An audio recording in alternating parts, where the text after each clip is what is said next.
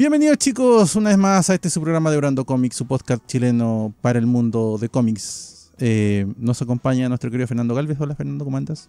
Hola, buenas tardes, buenas noches a todos. Vicente, por supuesto, como siempre, al pie del cañón. Hola chicos, muy buenos días, porque mañana va a ser en la mañana cuando se suba el video. Sí. Bueno, si todo sale bien, crucemos los dedos. Sí, errores pero nosotros grabamos el día domingo y día, sí. en esta oportunidad, así que en teoría mañana, el día del eclipse, que será para ustedes hoy, estarían viendo el video, ¿ya? Si no se vio, échenle la culpa a Chinsen, ¿ya? Y si sale mal el eclipse, la culpa es de Chinsen, recuérdenlo, siempre, por todo. El dios del podcast, esperemos que no nos traiga esta vez, y mi nombre es Rodrigo.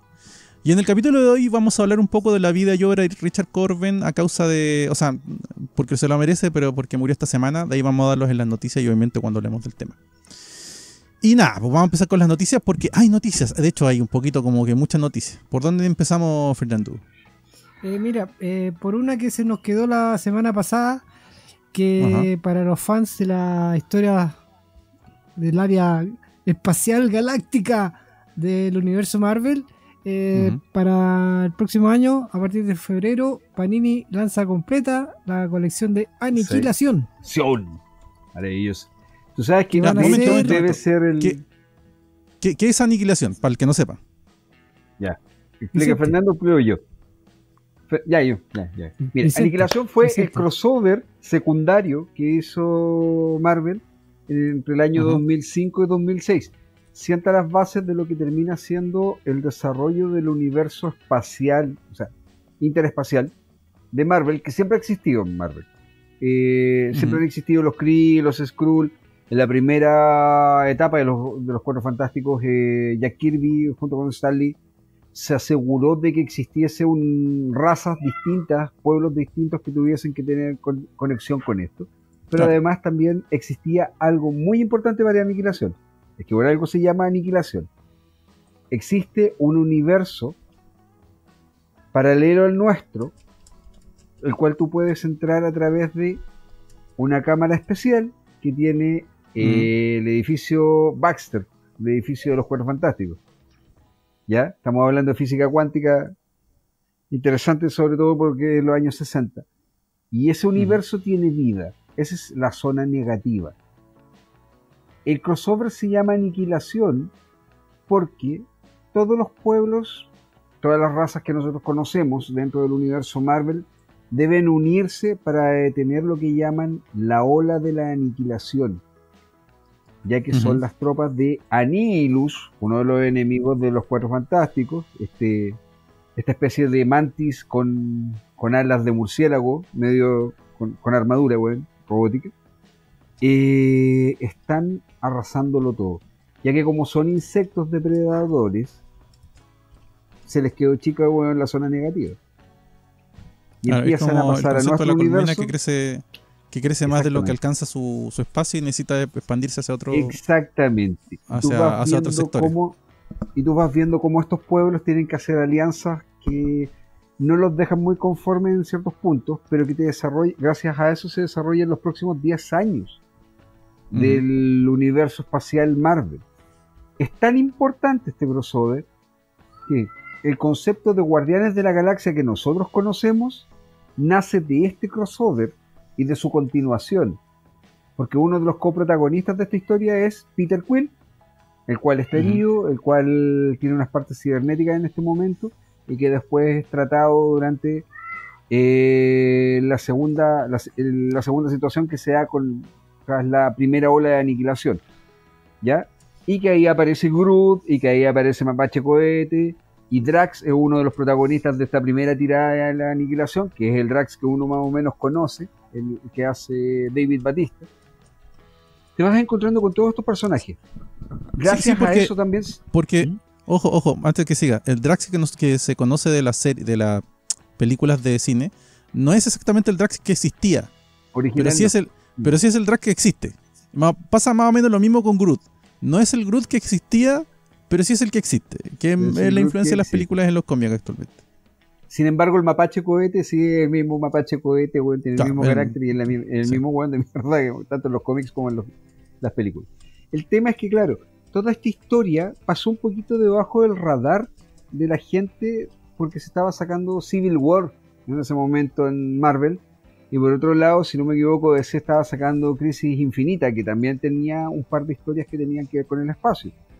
Entre esas era la guerra Rantan-Agar War, ¿ya? Entonces pasó por muy por debajo. Y el crossover fue llevado a cabo por Kate Giffen, un asiduo de precisamente la Liga de la Justicia en DC, que hizo grandes trabajos en DC. Kate Giffen logra hacer un crossover magistral. Este coleccionable te va a tratar por completo de los 4 a 6 primeros años que te generó Aniquilación y sus consecuencias.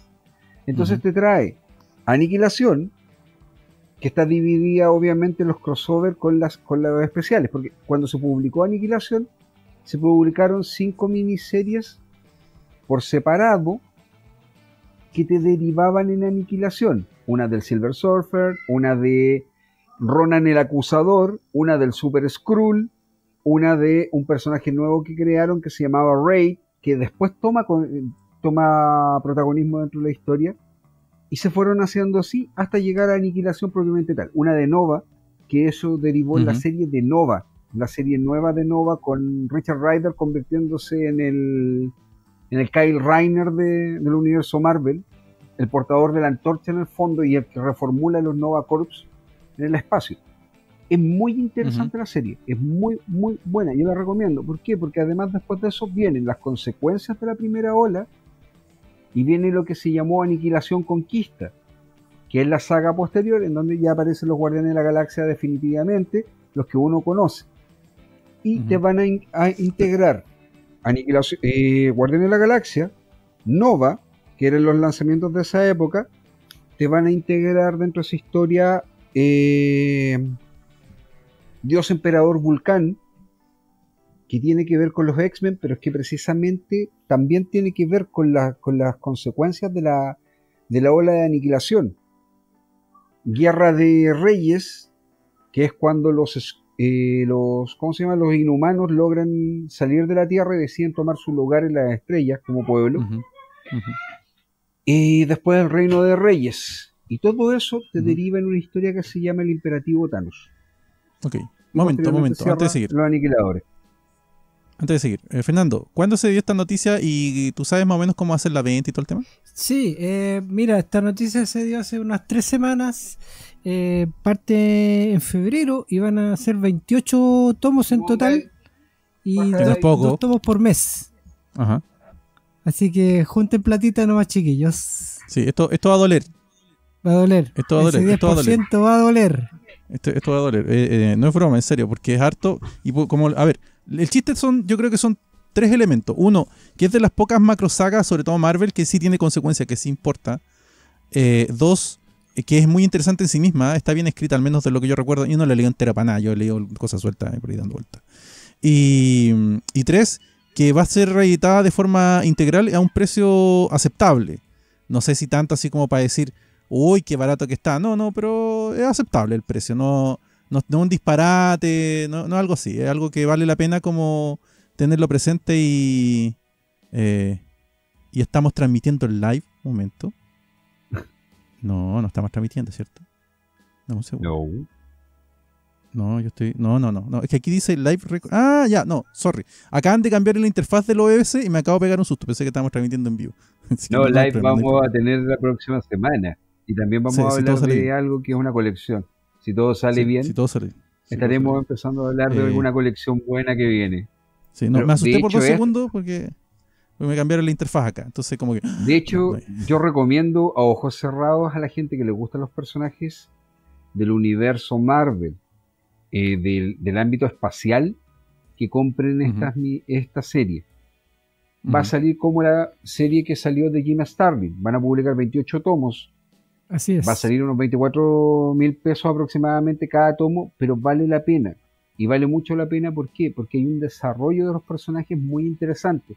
Es más, yo creo que hay algo que lamentablemente el universo Marvel cinematográfico se lo perdió y que tuvo toda la oportunidad de poder haberlo desarrollado, que es la amistad entre Peter Quill y Richard Rider. Ujú. el Nova Prime, como podríamos decirle, el primer Nova, el Nova humano. Ujú. Esa amistad y la desarrolla magistralmente Albert Laning en las series de los Guardianes, es muy similar a la amistad de Butch Cassidy y Sundance Kid en la película clásica Dos hombres y un destino. Para los que son viejos como nosotros, que ya han visto la película con el papá, les recomiendo, van a saber a qué me estoy refiriendo. Y los que no, les recomiendo a ojos cerrados vean esa película, aparte de que es una tremenda película sobre un par de rufianes en el viejo oeste. Está el hecho de que los dos Además, actores principales eran amigos. Eran es de amigos ese de la tipo de vida real películas y es una buddy movie. que hace Hollywood de vez en cuando con tipos guapos, haciendo muy guapos y actuando juntos, que parte desde, Y haciéndolo muy bien, güey. y haciendo rudo, pero no sé, los clásicos son Kirk Douglas con Burt Lancaster, este mismo Robert Redford con Con Paul ¿cómo se Newman. me acaba de ir el nombre? Con Paul Newman. Paul Newman. Ya, y que ahora la muestra más cercana viene siendo Brad Pitt con DiCaprio Con Leonardo DiCaprio. en Exactamente, la es película una de body Tarantino, movie. sí. Es una Sí, body movie. es una película de amigos. Esas son las Ya. películas de amigos. Claro, Si esas amigos, películas que tú decís, dos amigos viven una historia. Listo. eso es típico cuando ya los dos tipos tienen tanta fama que pueden hacer lo que quieran y la van a ver. Entonces te puedes dar, entre comillas, el lujo de hacer un divertimento para el actor. Así que nada, ese tipo de películas es una película muy divertida. Pero bueno, como sea, estábamos hablando de eso. Vale la pena el precio. Creo que el precio está publicado, ¿no? No me acuerdo. Son 24 o 25 pesos, si no es más que eso. Sí, va a costar eso llegando acá aproximadamente. Porque ¿Cuánto van a era, salir perdón? 20 euros cada tomo. Ah, ya, Sí. perfecto. Son como 20 euros cada Perfecto. tomo, 18 euros cada tomo. Entonces va a fluctuar entre los 24 y los que son más baratos, obviamente van a estar más baratos. Van a estar en un precio más accesible en las tiendas amigas. Guiño, Ujú, guiño. así es. Bueno, esa es la primera Guiño, noticia. guiño. Segunda noticia. Guiño, guiño. Siguiendo con el guiño guiño, SC se hizo con todo lo que va a ser la publicación de Skybound, que también Ya. parte en febrero. Así que van a tener Walking Dead, Invencible y todo. Bueno, lo de Robert Invincible. Kidman. Sí. Invincible, sí. Sí. Eso es lo mejor Sí. de todo. Van a reeditar Invincible. partir de Van a febrero. terminarla. Pero van a terminarla el Ultimate Invincible. Sí, pues. Ujú. Los tomos estos que sacó Dolmen. Van a sacar los tomos chiquititos que estaban faltando. Y se va a reeditar Invincible. Ya dijeron, no se sabe en qué momento durante el año, pero se va a empezar la reedición desde el tomo 1 en adelante. Así que es Sí, una todo, muy buena todo, noticia. todo. Muy, Sí, muy buena así noticia. que esas son de las dos noticias. Ah, y aparte el nuevo trabajo que está haciendo que se llama El Poder del Fuego, que está saliendo recién un par de números en Estados Unidos, también lo van a lanzar en SC. De hecho, Así que Ya. bueno, tienen es para una- rato. Es una tremenda, tremenda noticia. Piensa que todo el mundo de Invincible es muy entretenido, tiene muchos personajes interesantes. Habían series paralelas como Guardianes Globales, hubo series paralelas como The Brit, que yo la encuentro maravillosa, sobre un super soldado británico de la Segunda Guerra Mundial que sobrevive a todas estas situaciones y que sigue funcionando. Ujú, Es bien ujú. interesante el universo de Skybound. Así que tienen para rato para muchas colecciones. Y yo creo que siguiendo con el tema de las grandes noticias, tenemos los mega, hiper, extra, ultra anuncios que se mandó hace un par de días Disney en su Investor Day. ¿Ah? ¿Qué? Que dejó la escoba. Que curiosamente el Investor Day, para el que no sepa, es cuando las empresas... investidura. Sí, pero es cuando las empresas cumplen con su obligación de informar a los accionistas el plan de negocio del próximo año. Lo que pasa es que Disney le da un giro y te presenta novedades. Es muy graciosa esa cuestión, pero bueno, dale. Bueno, se mandaron sus pequeños anuncios, cosa poca nomás así, que se van a realizar 10 series del universo de Star Wars. 10. Ujú. 10 series que se vienen, más todas Sí, porque- las otras series del universo Marvel. Disney donde pidió que algunas- seguir con la saga Star Wars original no les conviene porque lo hicieron mal. Lo hicieron pésimo, Sí. o sea, muy mal. En cambio, todas estas series chicas que entre comillas son menores, esas sí. Esas están, o sea, de Rogue One yo diría que, o sea, mi opinión personal es que ni Han Solo está tan mal en comparación con la trilogía, la última trilogía hecha por Disney. Ni la película de Han Solo es tan mala. Ya, ni Han Solo es tan mal. A pesar de que no cumple con todos los requisitos. Y si te vas a las series de televisión que están sacando en streaming, realmente lo están haciendo bien. De hecho, hay rumores de que pueden revivir Guerra de los Clones. Estuve leyendo por ahí una cosa así. Probablemente. Mira, el gran problema que tuvo Disney con respecto a esto, y yo lo he mencionado más de alguna vez acá, lo hemos conversado incluso fuera entre nosotros. Se lo he dicho a fans de Disney, de Star Wars, bueno, muy fanáticos, otros que no son tan fans pero que les gustan las películas. Fue que ellos quisieron matar la esencia de las historias de Star Wars. No estoy diciendo que lo hayan hecho mal o bien, pero la historia de Star Wars es la historia de los Skywalker, la historia principal. Si tú sacas a los Skywalker de la ¿cómo se llama? De la ecuación, la historia principal no tienes nada que contar. Nada, no hay nada que contar porque es una guerra civil como cualquier otra. Son personajes de una guerra civil que no necesariamente te vas a enganchar y siempre se van a estar preguntando, oye, pero ¿y dónde están los descendientes de Luke, de Leia, dónde están los descendientes de Anakin? Que finalmente esa es la gracia que tuvo. Era un drama familiar que tenía que comenzar y cerrar de una manera. Ellos lo cerraron porque no encontraron otra forma de cerrarlo nomás, ¿cachai? Y ahora están contando productos que van derivados de eso. Y me parece la raja, porque así no dañas el cariño que a lo mejor los fans viejos tienen con respecto a la franquicia. Y el guiño más grande que se pudo hacer y que yo encuentro que considero, más allá de los chistes que haga con respecto al personaje, weón, porque aquí estamos con cosas, en las películas originales no hace nada, absolutamente nada, weón. Hasta Darth Vader, weón, captura a Han Solo. ¿Ya saben de quién estoy hablando? No. A ver, yo te explico. Sí, tú tienes esa postura respecto a Boba Fett hace mucho rato. Ya, a ver, yo te voy a explicar un poco de dónde viene esto, porque ya que lo tiraste, yo te lo voy a explicar un poco.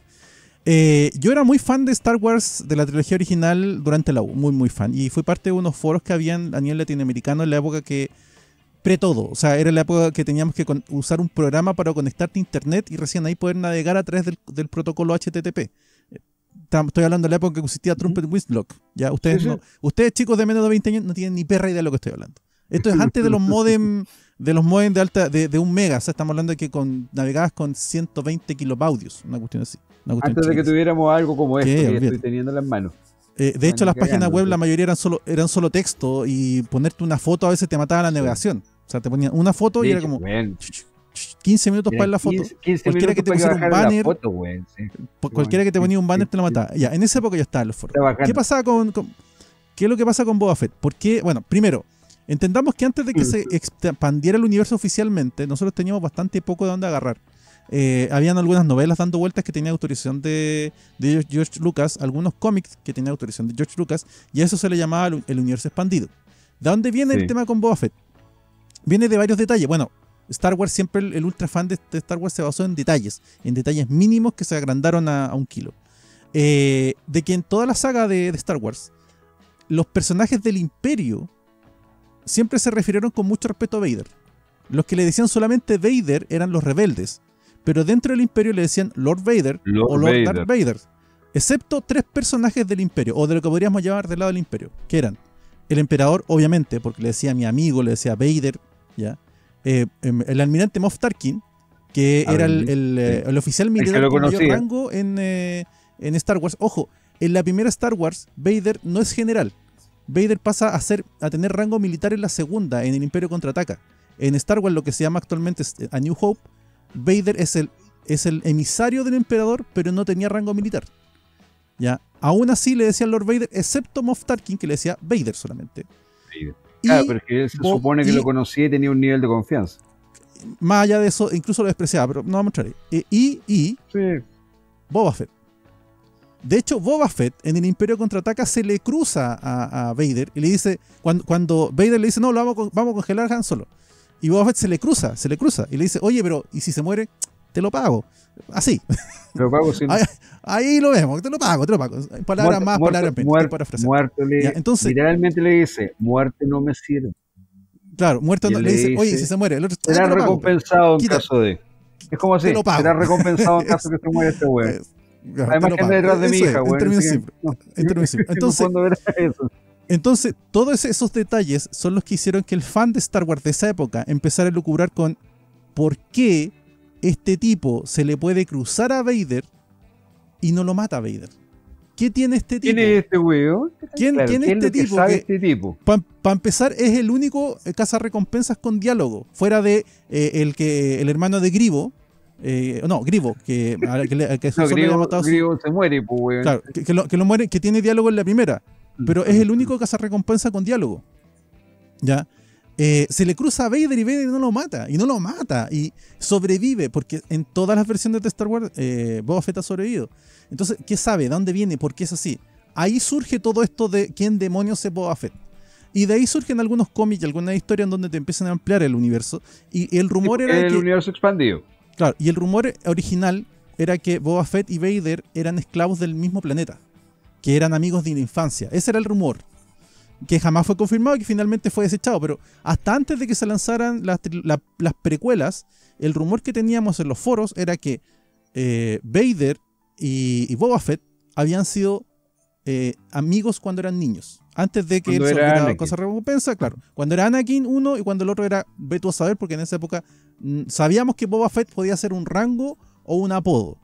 Sabíamos que perfectamente podía no ser su nombre. Entonces nadie sabía bien si Boba Fett existía. Sí, de hecho, incluso recuerdo de que hay una historia en donde... De estos rumores tontos que de repente hay, que el último rumor similar a mí se me vino a la mente cuando decían de que el hijo de Clint Eastwood en el Escuadrón Suicida era Dick Grayson. Era Dick Grayson. De ese rumor que era, en el guión original. Era un rumor infundado, sin ningún motivo, que algún fan lo tiró y todos engancharon. Ojo. ¿Ya? No, si no están así, porque lo que pasa es que en el guión original, al parecer sí era Dick Grayson el personaje. Bueno, pero el hecho es que en el caso de cuando se estrena la primera de las precuelas, que aparece Anakin niñito con 3 amigos niños, la apuesta era de que el moreno era Boba Fett. No es broma, hubo apuestas de que ese niñito moreno que aparece en el tráiler de la primera de las precuelas era Boba Fett cuando eran niños, y ahí se habían conocido toda la cuestión. Cosa que no fue. Ese rumor es infundado, salió quién sabe de dónde, pero agarró vuelo como no sé, y después fue desmentido completamente sentido por la película. Pero eso pasa con Boba Fett. De ahí viene Boba Fett. Con las novelas de, ¿cómo se llama? De Timothy Zahn, que es el escritor que siguió trabajando y que actualmente trabaja dentro del nuevo canon. Porque Boba Fett se suponía que era uno de los últimos mandalorianos y que los mandalorianos habían sido una raza que había sido exterminada por su, ¿cómo se llama?, proclividad a la violencia. Así es. Eso es lo que decían antes. Después, cuando se aclara el hecho de que Jango era un mandaloriano, el cual pide un clon, porque lo clonan a él, ya que supuestamente los mandalorianos estaban muertos. Sí. Te va llenando un poco el espacio. Y con Rebels y con la saga, las Clone Wars, el personaje de Boba Fett ciertamente te va agarrando un poquito más de fuerza gracias a los personajes secundarios que salen ligados a esto. Los otros clones, pero además también el mismo Boba Fett y todo. Finalmente, dentro de las 3 primeras películas, Boba Fett no hace casi nada, bueno, solo morirse. Y aparte de pararle los carros a Darth Vader, ya, te lo concedo. Pero en el canon actual, Boba Fett toma una fuerza un poco más interesante, porque él es el que descubre que Vader está ocultando el hecho de que tiene hijos, ya que Vader lo contrata para que vaya a buscar a Luke y que trate de capturar a Luke, y él lo que consigue es un nombre, y él le dice, conseguí un nombre, Skywalker. Así es. ¿Te sirve? Y Vader ahí le dice, ok, el trato está listo. Y ahí es cuando Boba Fett le dice, todo lo que yo te debía, acá se acaba. Ya desde ahora estamos en paz nosotros no tenemos nada más que no nos debemos nada. Eso es. Entonces da gusto dentro de todo verlo de nuevo, ver a Temuera Morrison, que es el actor que hace Jango Fett, que presta la voz para algunos de los personajes que aparecen en Clone Wars.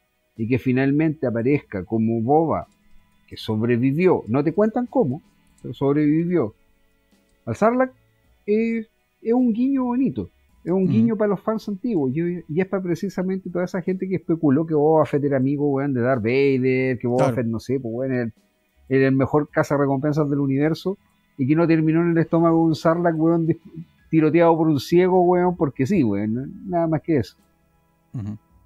Ahora yo tiro la talla con eso, ojo, no significa que el personaje no me guste, es una broma. Pero vean Robo Chicken en el especial de Star Wars, weón, te explica cómo es que Boba Fett termina en el estómago del Sarlacc. De hecho, sí. Ya. Ya, Fernando. Vamos, Fernando, otra noticia. No, pues ya el tema de las mega series que no dale. solamente de Star Wars, sino de Marvel.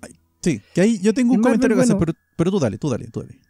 Ya, bueno, dentro de las series que se lanzaron trailer o pequeños avances, WandaVision, que parte en enero, que es la que muchos esperan, también la de Falcon con el Soldado de Invierno, y un pequeño guiño ahí a la serie de Loki y a la serie de Miss Marvel, junto con la serie animada que va a ser los What If.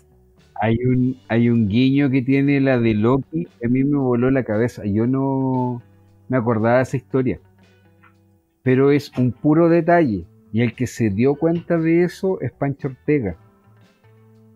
Para los que vieron el tráiler, hay una escena en donde Loki sale en los años 70, vestido de traje, con lentes negros, ¿cierto? Sí. Ya. En los años 70 hubo un tipo que secuestró un avión. Así es, eso mismo. Que fueron $200,000 le tuvieron que pagar. $200,000 creo que eran, o $2 millones, una cosa así. El tema es que le habían marcado los billetes para que para que el weón lo pudieran pillar en algún momento. El tipo en mitad del vuelo pesca un paracaídas y se lanza. Y de hecho, la descripción que sale de la persona, que es DJ Querol, creo que sí. De ahí me voy a aprender bien el nombre de la persona. Pero es exactamente igual a la que tiene Loki en esa escena, weón, del tráiler. A tal punto que tú veías todo un se parece mucho. Bueno, la cagó. Tengo un comentario un poco sobre la serie de Loki. No sé qué van a opinar ustedes. Esto es solamente una opinión, no es ninguna certeza. La serie de Loki me pinta a ese tipo de series que tuvimos en los 90s, que quienes estuvimos vivos y conscientes en los 90 nos recordaremos. Esas series como de saltos entre universos paralelos que habían. Que yo recuerdo una principalmente que se volvió muy famosa, pero hubo más de una, que no me acuerdo las otras. Que eran... sí. O sea, está Quantum Leaps, está una de un adolescente que va saltando entre universos paralelos, no sé si se acuerdan. También, que de hecho, en un universo el presidente era Hillary Clinton, que era un universo matriarcal. Entonces tienes Quantum Leaps, tienes esta serie que no me acuerdo cómo se llama el nombre. Eran como 3 o 4 que eran más o menos iguales. Había una de unos policías que viajaban al pasado para cambiar el futuro. También. Cops y Time Trap. Sí. Bueno, ¿de qué se trata? Para los chicos jóvenes, ¿de qué se trataba en esa serie? Básicamente era eso, era un personaje, un protagonista o un grupo de protagonistas que iban viajando entre universos paralelos, en universos donde el mundo era muy parecido al actual, pero con ciertas variaciones. Y iban teniendo consecuencias sus actos que de repente les rebotaban, de repente no. Era series que eran básicamente de ciencia ficción muy divertidas. Era eso, no era mayor profundidad. La de Loki me pinta que va para ese lado, no sé qué opinan ustedes. Esto es media opinión nomás, no hay ninguna certeza. Sí, el tipo va, o sea, de hecho la agencia que lo toma tiene justamente que ver con estar revisando las líneas de tiempo, y tal vez a él lo tengan o lo contraten para que él haga los cambios o intervenga en líneas temporales de cierta manera. De hecho, es una agencia ligada a los X-Men, esa serie. Sí. Ya que es una agencia del tiempo que está ligada a Logan. Sí, Time Variation Agency se llama. La agencia de la variación temporal. Así que va a ser, yo creo que va a ser entretenida, va a ser rápida, jocosa. Claro, eso es. El tipo le da el toque para la cuestión, así que estamos bien. Esa serie, aparte de esa... Esa serie de la que estamos hablando eran muy fumadas, eran eso, no eran divertidas, eso es todo. Sí, es para pasar el rato, no Sí. esperen más. Sí, dale. Esta es la agencia, se llama Landau, Luckman and Lake. Y también Ya. pues, la agencia de la variación temporal, que también aparece dentro del universo de Kang. Por algo va a aparecer Kang en las películas también. Sí, de hecho es muy probable que porque una de las cosas que se comentó del tráiler es una estatua que aparece en uno de los momentos del tráiler, que son 3 figuras, y esas 3 figuras tienen que ver justamente con los temas temporales, y muy probable, como dices tú, lo vinculen a Kang, y eso vinculen a lo que vamos a hablar ahora, que es respecto a la película que ya está anunciada con nombre, con bombo y platillo, que se llama Quantum Manía, que así va a ser la tercera película Mania. de... ¿sí? El hombre hormiga y la avispa. Y la avispa. Y que Sí, va a tener a junto Kang con- el El conquistador, Conquistador, dentro de... justamente. Están hablando dos al mismo No. tiempo. Ya, qué mal. Que estamos los dos entusiasmados con lo que se viene, porque aparte esa weá de anunciar Invasión Secreta como serie con Samuel L. Jackson y Ben Mendelsohn como puente a lo sucedido en Capitana Marvel y los Skrull, creo que Es tenemos bien para... interesante. Es bien interesante porque finalmente también, y aprovechando que va enganchado con lo del coleccionable de Aniquilación, una de las grandes razones por las cuales se cuenta la historia de Aniquilación y Aniquilación Conquista es precisamente porque se lanza después de Invasión Secreta, ya que uno de los protagonistas principales de Invasión, uno de los grandes héroes que salvan el universo, es ni más ni menos que el Super Skrull original, el que tenía los poderes de los Cuatro Fantásticos. Y él después, cuando comienza la invasión hacia la Tierra, él se pone del lado de la Tierra. Así es. Porque Es él bien lleva mucho tiempo. interesante eso. Él lleva mucho tiempo Viviendo infiltrado en acá. la Tierra, si mal no recuerdo. Se supone que él vivía acá y él es un actor. Él se hace pasar por un actor de carácter en Norteamérica. Él hace un actor que se llama Serling. Para los que quieran averiguarlo, búsquenlo. Serling, de hecho, es Selling. Sí. Es un homenaje a un actor precisamente que se dedica a cambiar su rostro. Después búsquenlo primero. O sea, después búsquenlo. El tema es que todo esto está ligado. Es lo mismo, ¿cachai? Que pasa con Kang. Kang es el villano de los Vengadores. Si hay un personaje que debe tener esa denominación, que es el máximo villano de los Vengadores, el máximo enemigo de los Vengadores, y finalmente el mal que ellos tienen que detener de verdad es Kang el Conquistador. No es Thanos, porque Thanos es un antagonista de todo el universo. Thanos era un villano del Capitán Marvel, de Adam Warlock. Thanos es un personaje importante también dentro de Aniquilación Conquista. Dentro de todas estas historias son importantes porque él representa otra cosa. Pero Kang es un descendiente de los Richards, de hecho, de Nathaniel Richards, el padre de Reed, el cual se llama Nathaniel Richards. Y él decide que su mundo lo aburre. Lo aburre esa paz que logró la humanidad. Por lo que empieza a viajar en el tiempo. Primero se convierte en un faraón en el antiguo Egipto, que es la primera vez que tienen un contacto con los Cuatro Fantásticos. Después viaja en el tiempo, se encuentra con el Doctor Doom. Y finalmente después se reformula la armadura a imagen de lo que hizo Doom. Y se convierte en Kang el Conquistador. Y de hecho, de una realidad posterior, en donde Kang ya ha logrado hacer todo lo que tenía que hacer, decide convertirse en un historiador, en un estudiante, y ahí nace la otra variante de Kang, que es Immortus. Todos esos personajes tienen que ver con 40 años de historia de los Vengadores. Y si es que no más. ¿sí? Por eso es interesante que salga Kang. Por eso importa que aparezca. Y ojalá, weón, lo pongan con el traje que tiene, que son botas moradas, weón, con una máscara morada, weón, con verde, ¿no? Démosle, total. La moda en el futuro no tiene por qué ser igual a la nuestra.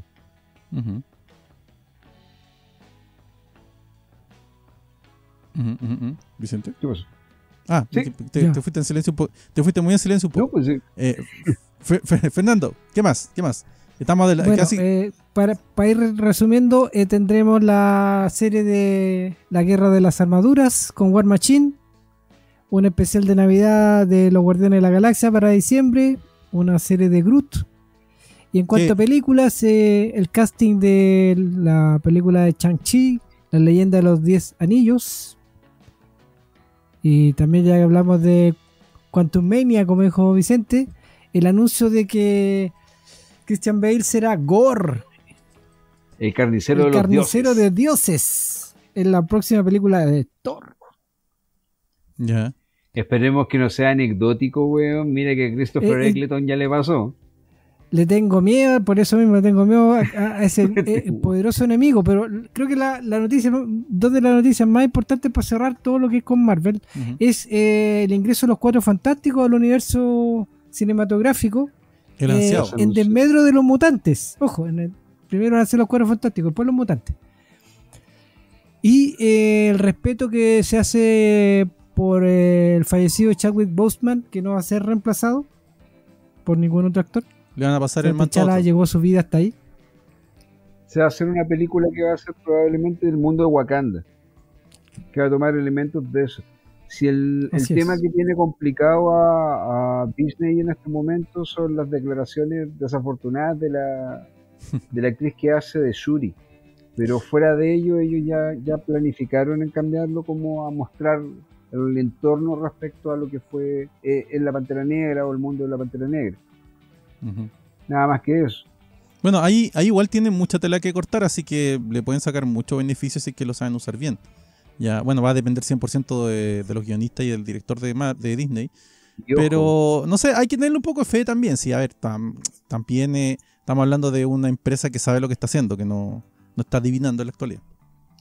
Ojo que también esto va a durar durante un par de años. Yo no quiero ser pesado con ese tema, pero lo más probable es que dure un par de años nomás esta cuestión del respeto que se va a esperar, que se hace la segunda película a lo mejor con respecto al mundo Wakanda, pero eventualmente si necesitan recastearlo lo van a recastear, y el primero que está en la lista ahí, que de hecho hasta el mismo director lo dijo, es precisamente el actor de Tenet, que el hijo de John David Washington.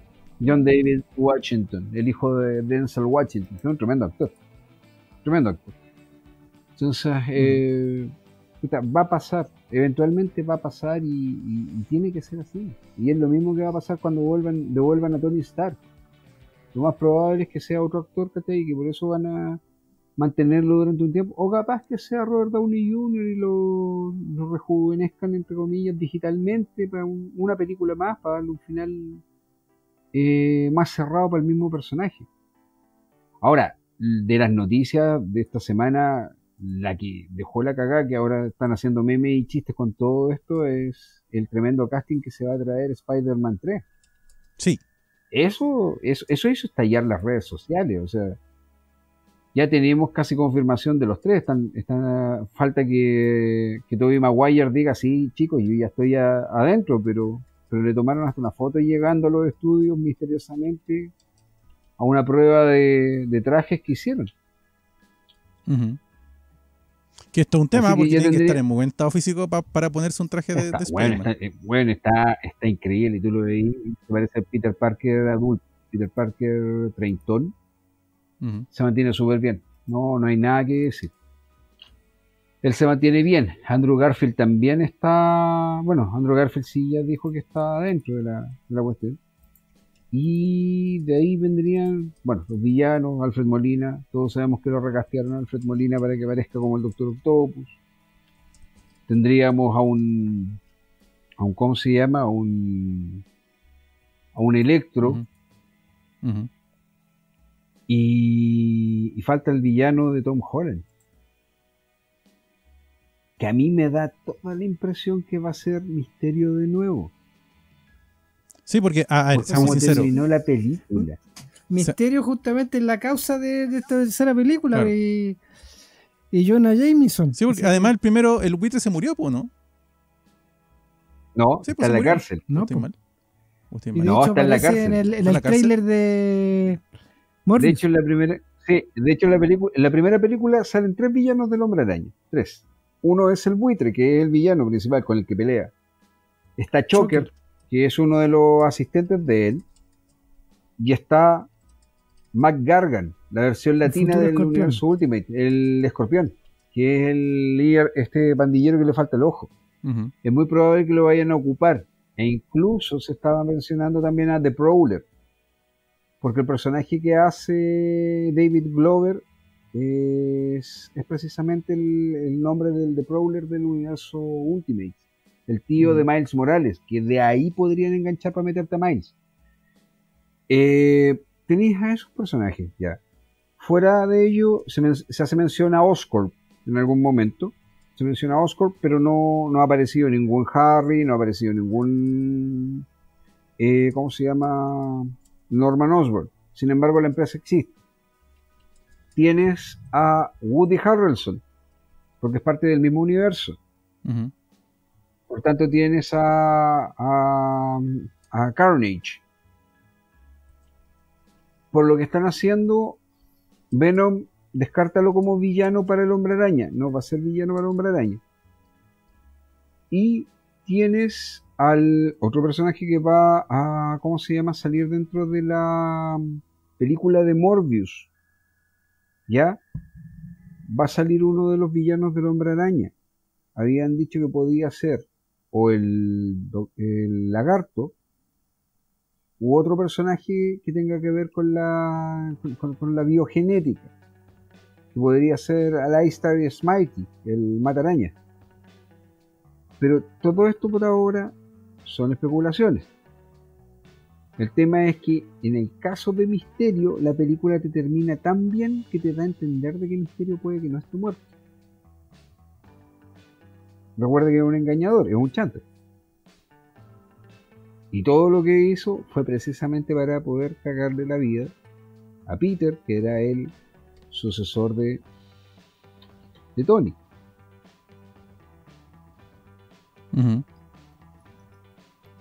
Bueno, No tenemos mucho para especular de esa película porque, bueno, con la película de Venom se supone que hay un puente ahí que tendría que aparecer Spider-Man, que también puede dar pie a lo que suceda en esta tercera de Spider-Man, que es demasiado ambicioso porque muchos personajes ojalá no queden un mero cameo, ni no, porque todos son actores la gran mayoría son actores importantes, no van a querer estar un minuto sin decir una frase así como para el bronce o tener algún momento espectacular para robar cámara. Entonces es difícil, aunque ya están acostumbrados con las películas de los Vengadores que cada uno tenga su momento.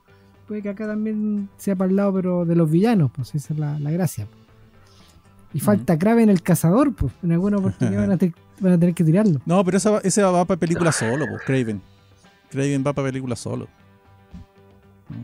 Habrá que esperar qué es lo que pasa con Kraven el Cazador y ojalá tenga una buena adaptación en el cine, weón, porque viendo lo que han hecho hasta ahora, las adaptaciones de los villanos han sido buenas, han sido decentes, weón. Si aquí quizá, weón, el hecho de que Electro brillara con la luz, weón, fue lo único que perturba, weón, pero no está mal tampoco, no es tan grave. No era como para matarlo al actor, weón, ni para matar la franquicia. Uh-huh. El Duende Verde sí estaba feo, estaba mal armado, pero bueno, se han visto cosas peores. Así es. Ya, eso en cuanto a noticias, vamos al tema importante que nos trae el día de hoy. Sí, vamos a Richard Corben, por favor. Bueno, el tema del día de hoy, como les dijimos al inicio, perdón, es Richard Corben. Perdón. ¿Sabes qué? Hay un tema contigo, Vicente, te escuchamos bien, pero hay un desfase como de 10 segundos, ¿será? No, te escuchamos bien, estamos bien de audio, estamos bien. ¿Ya? Pero hay un desfase de audio. Tú te escuchas lento, tienes un delay que no tiene que ver con nada, es simplemente así. Entonces, por eso es que tenemos de repente medio algunos vacíos. Bueno, al tema. No, tranquilo. Hoy día vamos a hablar de Richard Corben. Evidentemente lo que nos motiva de Richard Corben es la muerte del que acaba de ocurrir. Richard murió, según lo que se indicó la familia, el 2 de diciembre de este año. No murió de coronavirus, al menos de lo que yo estuve revisando. Murió de complicaciones generales derivadas de la edad, simplemente. El hombre tenía tenía 80 años, de hecho. Se había operado. Sí. Se había operado el corazón. Sí, se había operado el corazón y no aguantó. La operación. No aguantó. Es que es el tema. Por eso digo que complicaciones derivadas de la edad. Si en realidad era un tiro al aire. Bueno, operaciones de esa edad siempre son muy complicadas. Y ya, vamos a ver. ¿Quién es Richard Corben? Richard Corben es un dibujante, principalmente era dibujante, ¿cierto? Yep. Sí, principalmente fue un dibujante. 100% norteamericano, de una larga trayectoria, muy influyente trayectoria. Y también él ha participado en algunos proyectos súper interesantes a lo largo de su vida.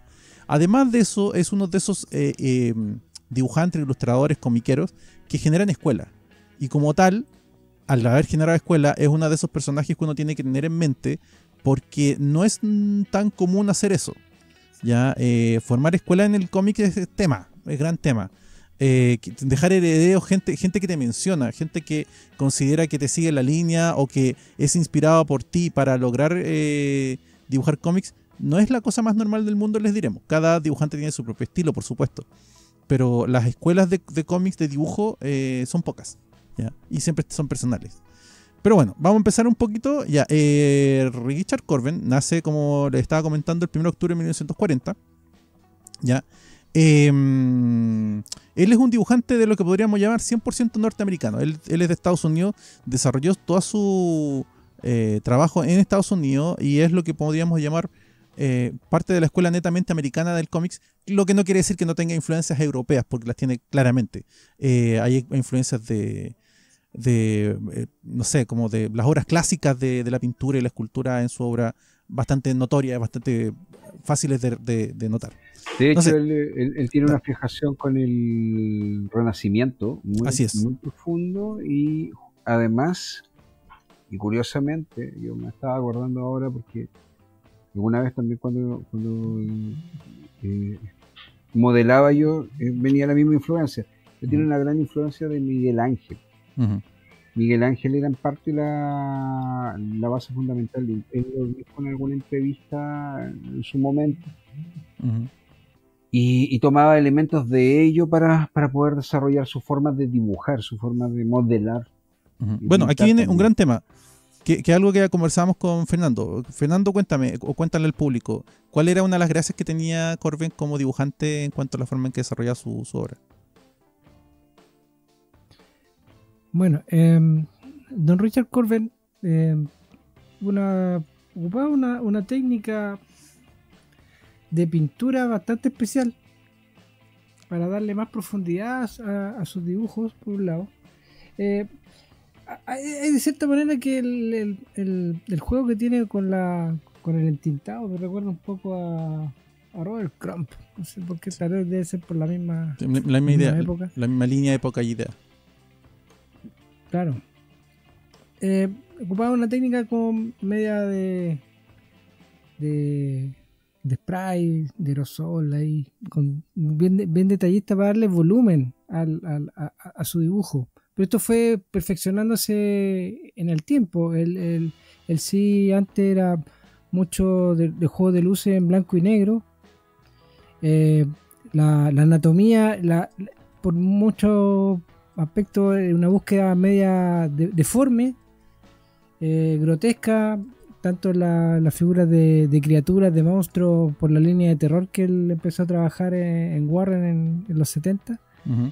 Y por el tema de ciencia ficción también, pero después fue desarrollando figuritas moldeadas a sus hacía esculturas en chiquito. Y a partir de eso, justamente, a partir de la escultura que hacía de sus personajes, él la reinterpretaba en el papel para darle más volumen. Uh-huh. Para hacerlo más real, sacarlo un poco de la viñeta. A lo Miguel Ángel. Ese impacto visual.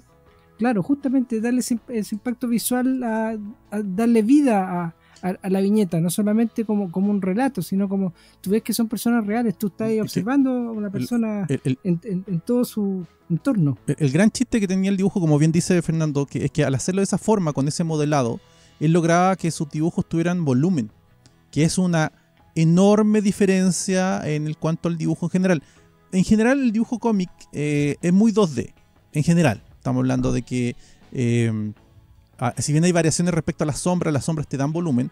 Lo cierto es que en el cómic estándar, el cómic americano, comic book semanal, el dibujante no tiene mucho tiempo para desarrollar esa técnica. Corben evidentemente no trabajaba en comic books serializados semanales. Si bien hizo ciertas series, no eran semanales, entonces le daba tiempo para el desarrollo de la obra como le gustaba. Es que ahí también está el detalle de que Corben pintaba. Así Entonces es. él producía todo lo que él hacía. Trabajó con algunos guionistas, pero en general cuando él trabajaba sus propios cómics, él escribía todo, él desarrollaba todo. Entonces él se preocupaba precisamente de eso y por tanto su obra era un poquito más contenida en cuanto al volumen de lo que se publicaba.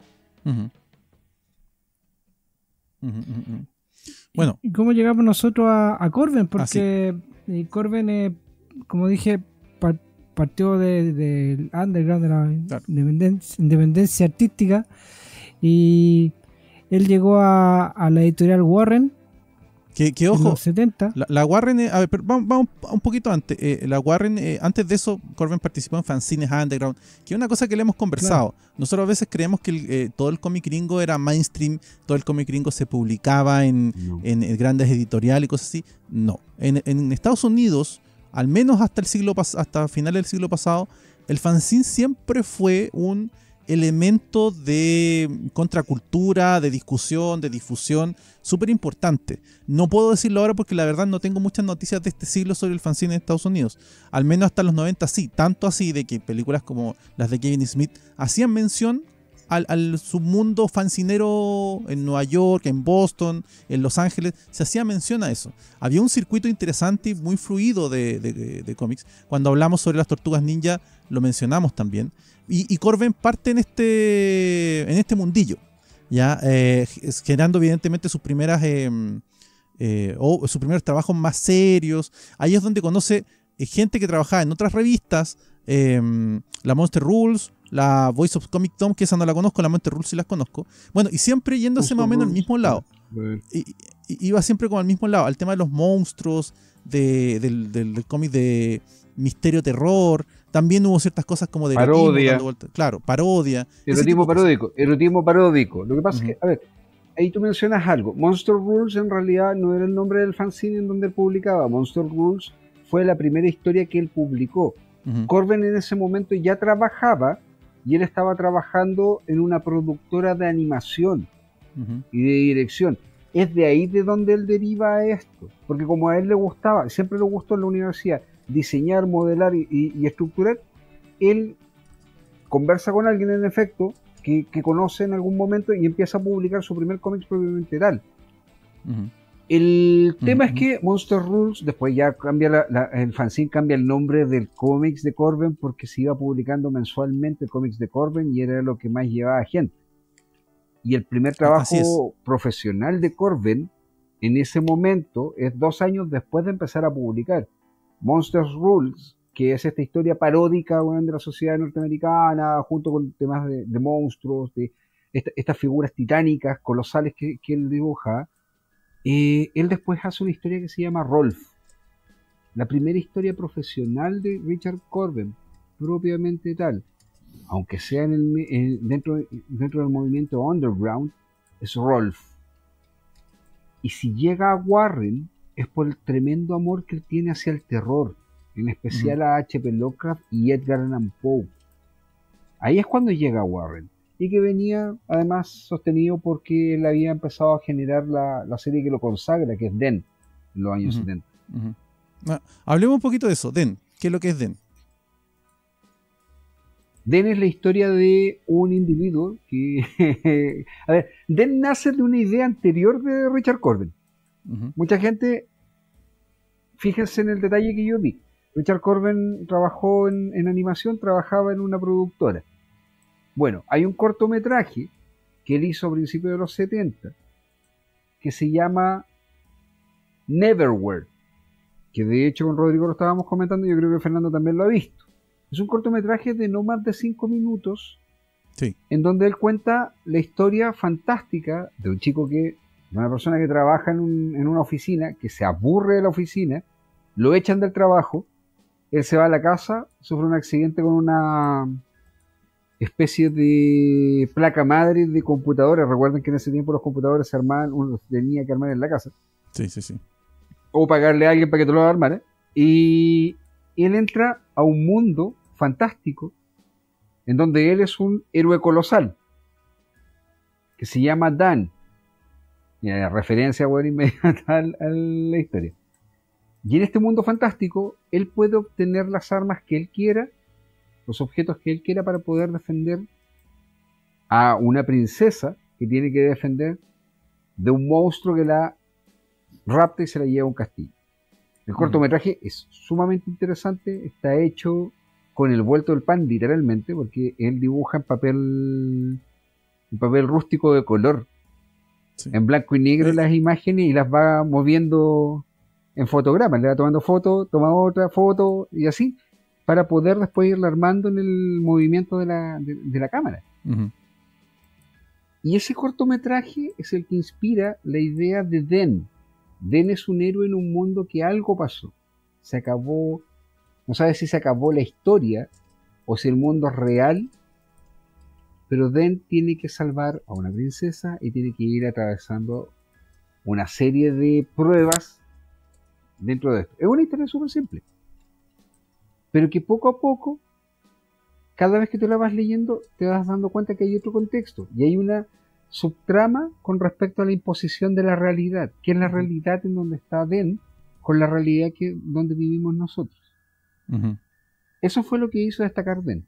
Aparte del dibujo de Corben, weón, y el color que, honestamente, Corben debe haber estado fumando mucha marihuana, weón, por varios días antes de pintar esas páginas, weón. En esa época no sería nada raro. De hecho, te diría que es como la base de la animación en esa época. Sobre todo la animación independiente. Bueno, porque ahí tenemos que señalar que probablemente este ha sido Den fue uno de los trabajos, o sea, no Den, perdón. Este corto, Neverwhere, fue como el trabajo que, entre comillas, marca a Corben como para pasar a temas mayores. Ahí es donde lo contactan de Warren, efectivamente, que es lo que estaba comentando Fernando. Para el que no sepa, Warren era el que publicaba cosas como Vampirella, la Creepy. Yo diría que Creepy es la más importante. Si decimos Creepy, tú tienes que cacharte de lo que estamos hablando. ¿Ya? Creepy. Pero las revistas eran Vampirella, Creepy, que era la principal, Eri o Iri, por la zona de Erie, Indiana. Así es. Que era una zona de terror, entre comillas, y tenía 1984. Son súper importantes. Y que espero que lo escuchen, porque en 10 minutos más vamos a explicar por qué son tan importantes también para nosotros que hablamos español, ¿ya? Que es nuestra lengua materna. Él empieza a trabajar ahí, pues. Bueno, ahí es donde desarrolla casi toda su historia. Exactamente. A ver, el trabajo en la Warren, y específicamente en Creepy, debe ser el trabajo más popular y conocido de Corben. Hay portadas ahí que tú las ves y tú dices, este es Corben. Sí, ese es Corben. Y de hecho se demuestra mucho lo que estábamos conversando sobre el uso de estas figuritas para darle volumen a través del uso del color y sombra a los personajes que él dibujaba. Hay portadas emblemáticas de Creepy que ustedes pueden buscar por internet, las van a encontrar y van a notar de inmediato de qué estamos hablando. De una herencia muy clara de lo que es el renacentismo en la pintura, una herencia muy clara de las técnicas más clásicas de pintura y dibujo, pero llevadas a cómics de terror, cómics de horror, a figuras grotescas, lo que hace que él tenga esta especie como de connotación tan especial. Un hombre de una técnica depurada usada en el desarrollo de historias de terror y horror no era común. Otro nombre que se te puede venir a la mente fácilmente, que es más o menos de la misma época y del mismo peso, es Rayson. ¿Ya? O sea, y de hecho eran amigos. Exactamente, o sea, estamos hablando de dos personas que venían del mismo paquete, del mismo lado. Dos autores que venían del mismo lado, trabajaron casi en las mismas revistas, porque trabajaban para Creepy en la época en que Creepy te cubría el espectro del mercado que tenía que ver con el terror. Recuerden, en Estados Unidos los cómics de terror estaban medianamente censurados y prohibidos en un magazine normal. Que es lo que conversamos en su momento sobre la historia de Marvel. Si ustedes van a nuestro podcast de la historia de Marvel, la gracia que tuvo el Comic Code fue que separó el cómic de horror, terror, de lo que podríamos decir el cómic de aventura. Y se empezó a compilar en estos magazines tipo Creepy, tipo Heavy Metal Metal, Hurlant. Metal Hurlant, este tipo de magazine que se dedican justamente a todo eso. Y que se olvidaban del Comic Code y que esto es para adultos, etcétera, etcétera, etcétera, y se regocijaban en eso. Ya, de eso estamos hablando. Dale. De hecho, hay un detalle que el mismo... Bueno, tuviste ahora en la tarde que lo conversamos, estaba viendo también el documental sobre Todd Twain, que vamos a conversar también sobre él ahora, pero la parte de Richard Corben. Corben hace un comentario con Den. Den, cuando pasa de una realidad a la otra, deja de ser un hombre alfeñicle en Kenkle, alto, que curiosamente era Richard Corben. Si tú ves las fotos de Richard Corben, él medía como 1,95 m, weón, y era flaco. Era un tipo flaco con cara de bueno. Y pasaba a ser un héroe musculado, sin un pelo, sin un taparrabo, y él lo decía, con el pene al aire, ¿verdad? Y que no servía, porque finalmente, weón, él no iba a caer en la pornografía, en esta historia por lo menos, no iba a meter elementos de pornografía, porque era una historia de aventura. Así que el héroe, Den, en el cómics, salía desnudo en todo momento. Todo momento. Con su pene alegre, weón, al viento. ¿Sí? Con su innecesaria desnudez frontal. Pero es que eran cómics para adultos. Sí, entonces sí, sí. podía hacer ese tipo de bromas, pues, weón. Y de hecho, hay unos dibujos de las mujeres gigantescas de Corben, pues, weón. Sí, pero ese tipo de ¿cómo decirlo? Ataque contestatario gráfico era normal usado y era lo que uno esperaba de ese tipo de publicaciones. Si no lo hacías así, bueno, entonces, ¿para qué hacer esto? ¿Para qué? Oye, hay un homenaje a los chicos. Les recomiendo que vean la película de Heavy Metal. Hay una parte en donde está dibujada por Richard Corben, está dirigida por él. Pero además, a los que les gusta South Park, recuerden que hay un capítulo en donde les prohíben tener gatos en las casas. Porque la orina de gato les provocaba a los niños, weón, alucinaciones, que se drogaban con eso. Y lo llamaban quesear por el olor a la orina de gato, era como el olor del queso. Hay un homenaje, weón, a Heavy Metal. Hay un homenaje tremendo a Heavy Metal ahí. Tremendo, pero tremendo. Y hay un homenaje a Richard Corben y hay un homenaje a Moebius dentro de ese capítulo. Porque son unas mujeres con así una cintura, weón, y así unas delanteras gigantescas, weón. Y que eran precisamente lo que dibujaban ellos para esa revista. Claro. Claro, o sea, de ahí viene. Ya, no sé, Fernando, comentario. Está ahí muy callado. Habla, expláyate. No, que por el tema de que cómo llegó a Tutain, dale. Richard Corben, pues sí. Dale.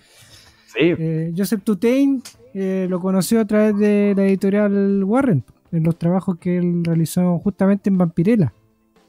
Y de ahí se hicieron amigos. Y amigos, ojo, y amigos, lo iba a visitar, se iba a quedar en la casa de él. Justamente porque, ¿cuál era el tema? Que Joseph Tutain, antes de formar la editorial, era representante de artistas. Y después se volvió editor. Exactamente. Y es ahí donde hace la movida para traer hacia España todo el trabajo gringo. Por eso la revista de 1984 gringo pasa a ser Son 84 en España. Y él paga los derechos. Ojo, es bien importante. Él paga y compra los derechos para hacer la edición internacional de Creepy. Cuando Creepy cierra a finales de los 70, él decide publicarla en España junto con el tema de la apertura cultural. Recuerda que fallece Franco y ellos empiezan a desarrollar esto. Y Joseph Twain decide sacar la revista Creepy en España y se lleva el trabajo y arte de todos los que trabajaron en Creepy en algún momento, al punto tal que también les pagaba para que hicieran series nuevas. En el caso de Corben publicaba, por ejemplo, en Metal Hurlant o Heavy Metal, o en revistas italianas, ya a la vez les pasaba el mismo material para que lo publicaran en España, porque para él era súper importante que saliese el material en español. Y en efecto, la revista se pasa a llamar Son 84, por eso es que la gente después la reconoce más, ¿cachai? Con ese nombre. Es la misma revista. Y ahí pasa a ser el boom. O sea, de su universo independiente dentro de Estados Unidos, a que todo el mundo conozca a Richard Corben y a todos los artistas asociados en esa revista, Sí, por años, no, explota, años y años. es tremenda. Explota de una manera impresionante. Piensa que la película Heavy Metal debe ser una de las películas de animación más psicodélicas que debe haber existido. O sea, hicieron, bueno, yo sé que en este momento, para esta generación puede sonar un poquito raro, pero el heavy metal como movimiento musical, que si bien nace asociado a la música de Led Zeppelin, que es hard rock, pero que originalmente el término se aplica a Led Zeppelin porque el creador del término es William Burroughs, que lo hace en una novela de los años 60, el Liquid Sky, se refiere precisamente a Led Zeppelin como heavy metal, como metal pesado. Cuando comienza el movimiento heavy metal propiamente tal, que ya es con Black Sabbath, con ese tipo de bandas, ya estamos hablando del 73, 72, más o menos para arriba, es un movimiento contracultural. O sea, un movimiento musical pasa a ser un movimiento contracultural en todo sentido. Es el primer, no es el primero, pero sí es el movimiento contracultural más potente que tiene la música de habla inglesa. ¿Y por qué lo digo? Porque en ese mismo momento en Inglaterra se estaba haciendo el punk. Había muerto, de hecho, son casi el movimiento hippie. Son casi coetáneos. Son casi coetáneos. Y aún así, cuando te hablamos de bandas de heavy metal, no hablamos de bandas de música hippie actual. De música, hablamos de Stone, que tiene que ver con heavy metal, porque finalmente deriva eso. Hablamos de otros tipos de movimientos. El neopunk sí existe, ¿verdad? Hay bandas de neopunk, pero hay 10.000 distintas corrientes. Pero el heavy metal asociado a la cultura, a la contracultura heavy metal, es básicamente uno que se fue armando, pero que se reconoce entre ellos. Una revista que lleva ese nombre genera tal poder adquisitivo que se hace una película. Y se hace una película sobre personajes que se estaban publicando en esa época, con autores de esa época que eran autores contraculturales, como, nuevamente, Richard Corben, como Jean Guiraud. Y que está asociado precisamente al sonido de esa banda. Aquí es donde la revista ya en esa época empieza a tener como más influencia europea, empieza a combinar factores, elementos. Y respecto al heavy metal, claro, evidentemente esto estamos hablando de probablemente la película, perdón, heavy metal la película, probablemente la película de esa época más de culto que podría haber, en animación estoy hablando yo, de animación más de culto que pueda haber. En la época en que surgen también muchas películas de culto, o sea, Jodorowsky estaba produciendo sus cosas, que a mí no me gustan, pero de que son de culto, hay una cantidad de gente que es fanática de esa cuestión que yo no entiendo. O sea, existe el Gato Fritz y todas estas otras películas. El Gato Félix, todo ese tipo de cosas. Pero Heavy Metal, el chiste que tuvo fue que la combinación de factores, elementos, formas de animación, las historias también todas adultas, pero mezclando fantasía, mezclando rock, mezclando todo. Mira, acá yo tengo la lista de autores que trabajaron, autores de cómics, que trabajaron en la película. Estamos hablando de Richard Corben, era de cajón, Dan O'Bannon, el creador del concepto de Alien, Bernie Wrightson, Daniel Goldberg, Lee Bloom y Angus McKee. Y en el reparto de actores tenías a John Candy, a Eugene Levy.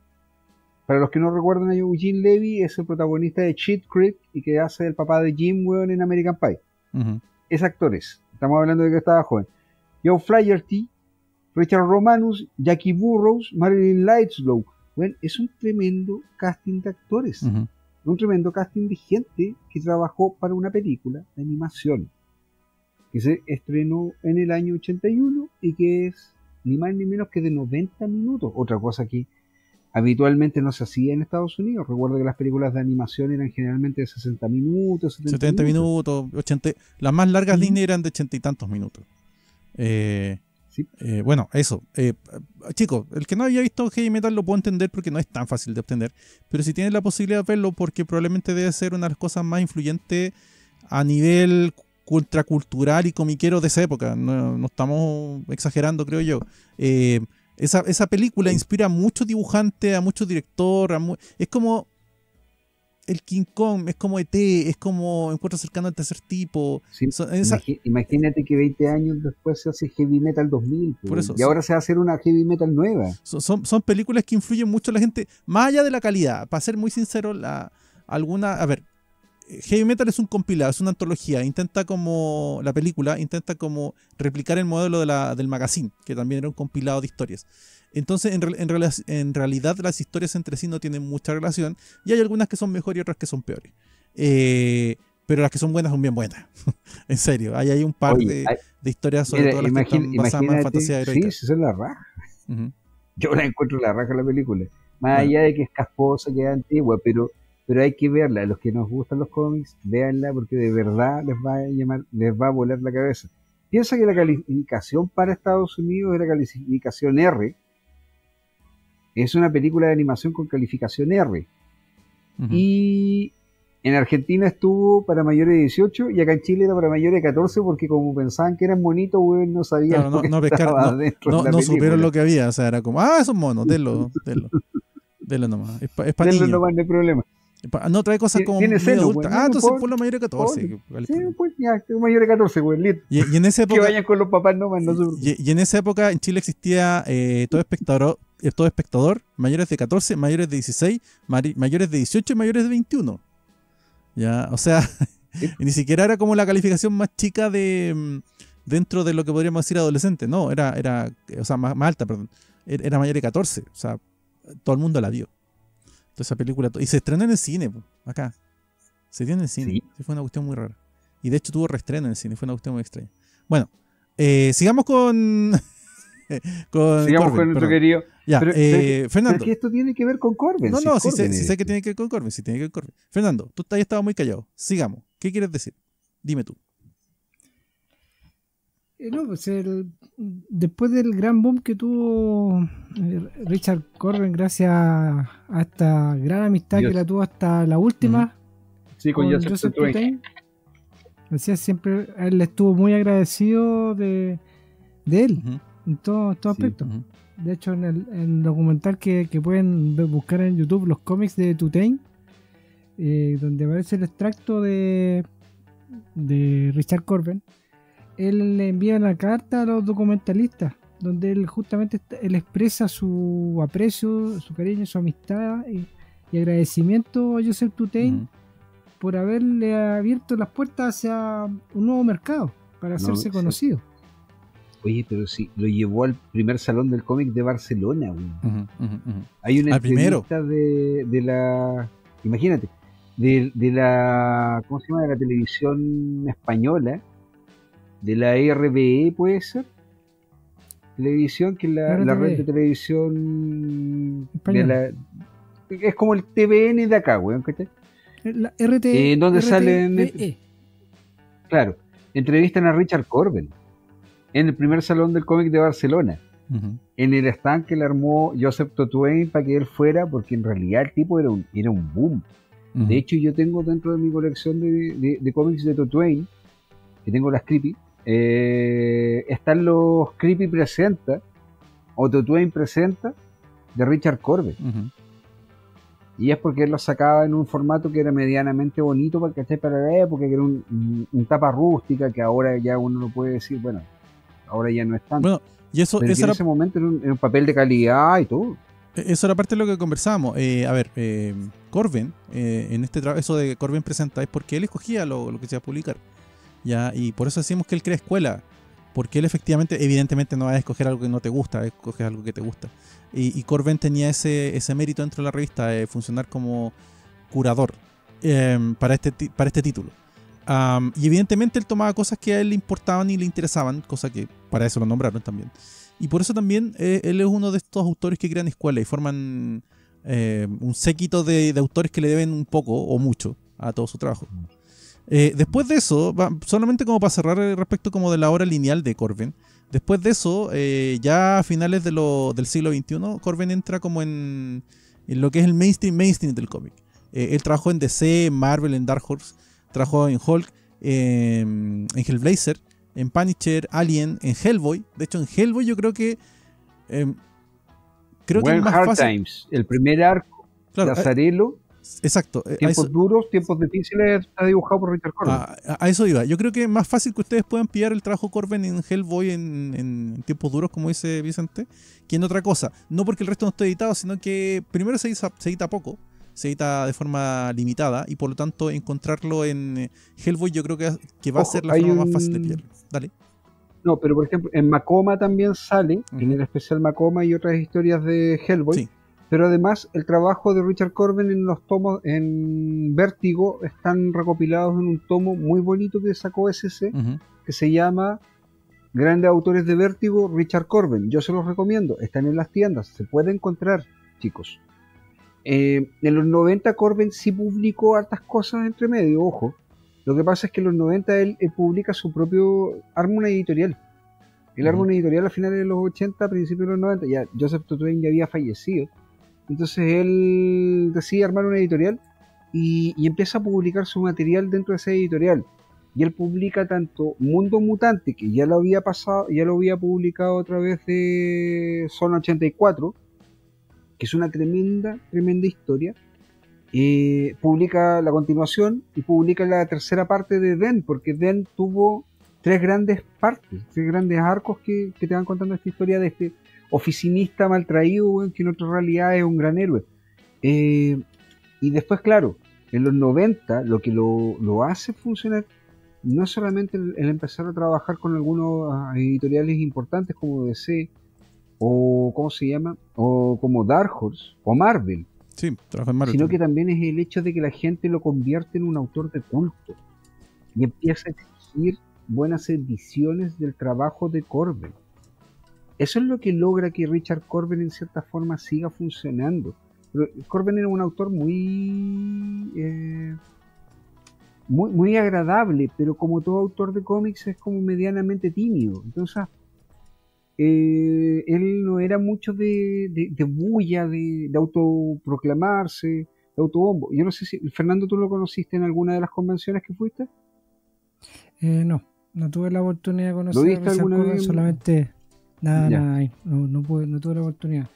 Pero aprovechando que tú mencionas algunos títulos, justamente SC publica dentro de este mes en España la nueva reedición de Mundo Mutante. De Mundo Mutante, Strand con Richard Corben. Sí, que es un accidente, pero un feliz accidente. Un feliz accidente va a estar disponible a partir del 22 de diciembre en España, así que debería llegar a mediados de enero a las tiendas amigas. A las tiendas amigas debiera llegar ese tomo de Mundo Mutante. En enero, vale la pena, chicos. De hecho, hay otro material que también se ha publicado Corben varias veces. Lo más probable es que Panini vaya a publicar el trabajo que hizo Marvel. Él hizo en Marvel varias cosas. Efectivamente. Sí, hay uno de los grandes trabajos de Brian Azzarello en Cage. Marvel, que es Banner, ¿no? Y Banner. La de Hulk. Cage, él hizo Cage también con Brian Azzarello. Y de hecho Cage es tan importante porque lo hace por el sello Max, en ese caso, que logra cambiarte la imagen de Luke Cage. Antes de esa historia, antes de esa miniserie Cage, de este Luke Cage, que es el protector de la ciudad, de la cuadra, de la calle, que recibe algo en pago para poder proteger a la gente, pero que tiene un buen corazón, que es un ¿cómo se llama? Un tipo duro que estuvo en la cárcel, que al ritmo del rap, porque sale rap, y literalmente escucha rap acá, este muchacho se dedica a deshacer entuertos. Eso cambió la imagen del Luke Cage tradicional. Hasta antes de esa historia, Luke Cage en su vida había dicho un garabato. Ya lo hemos comentado más de una vez. Sobre por qué hablaba de cuando. Sí, pero es en esta historia, que es fuera de la continuidad de Marvel, que Luke Cage se escucha y habla como Luke Cage que tú ves en Los Vengadores. Luke Cage que insulta, Luke Cage que es como: yo soy afro y yo tengo que defender a mi gente. Mi gente está primero y yo tengo que defender el barrio. Son ellos los que me necesitan. Esa historia la desarrolla Azzarello con Richard Corben. Y el look de Cage nunca se había visto tan poderoso, tan fuerte. tan masífico. Porque precisamente el dibujo de Richard Corben logra darte ese efecto. Un Luke Cage imponente, un Luke Cage gigante, musculado, ¿cachai? Que él se saca los lentes, te mira y tú sabes de que tienes que... Si eres bueno, vas a estar bien. Claro. Pero si eres malo, mejor agacha la cabeza. Güey.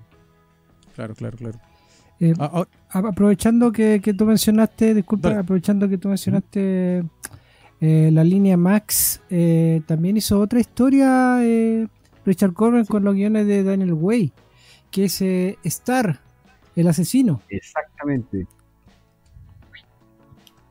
Ahora, Es una onda También- media Conan, también el es compadre. como- no, Star como... ¿Sabes qué Star? Mira, te voy a contar qué es.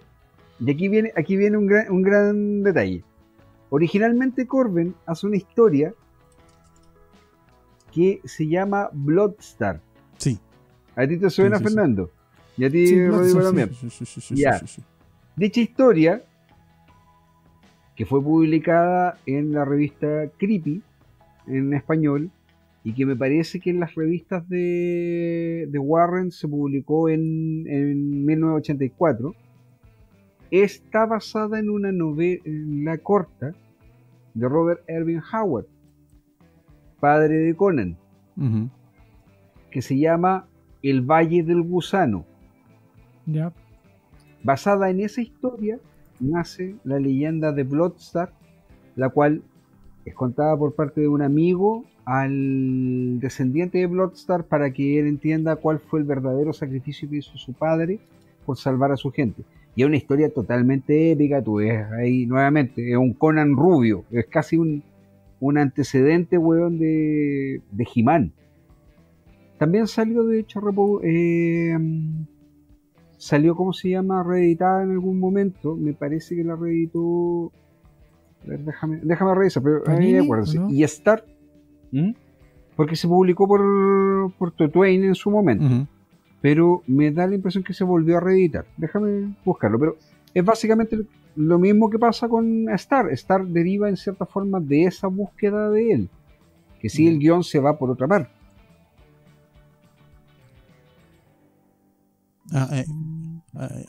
Bueno, a ver, cosas. Chicos, de verdad, el estilo de dibujo de Corben es tan propio, tan único, que ustedes lo pueden ver y reconocer de inmediato en una portada o en el dibujo en sí mismo. Uno de los chistes que tenía, una de las características que tenía es más o menos la misma que de Rayson, que es que deformaba el cuerpo humano para lograr el efecto que él buscaba de, por ejemplo, en el caso de Cage, como de brutalidad, como de ser una masa gigante de un tipo negro. De hecho, las portadas de él en Max, si mal no recuerdo, que lo estaba revisando ahora, hay un par por ahí en donde Bueno, sí, exacerba mucho el cuerpo de Cage, que hasta ahora no se había usado de esa forma. Si mal no recuerdo, él también hizo un Hulk, ¿o no? Un título Hulk me parece que hizo. Banner. Estoy casi seguro que hizo un título. Banner con Brian Azzarello. Perdón, cierto, lo había Que es mencionado. una historia en donde Lo había mencionado. Azzarello intenta contarte cuál es la verdadera naturaleza de Hulk, Ujú. diciéndote que Banner no puede suicidarse, que en el fondo él no puede morir, no importa lo que él haga, no importa lo que él quiera, y te vuelve también a la etapa de Hulk cuando él está huyendo del ejército. Es bien interesante la historia, es bien fuerte, de hecho, como está cantando.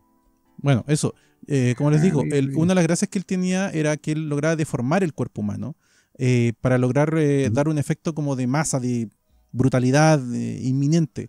El cuerpo humano de Rayson no era anatómicamente, o sea, de Corben, no era anatómicamente perfecto, de hecho era deforme, pero ese era el fin, eso es lo que se buscaba.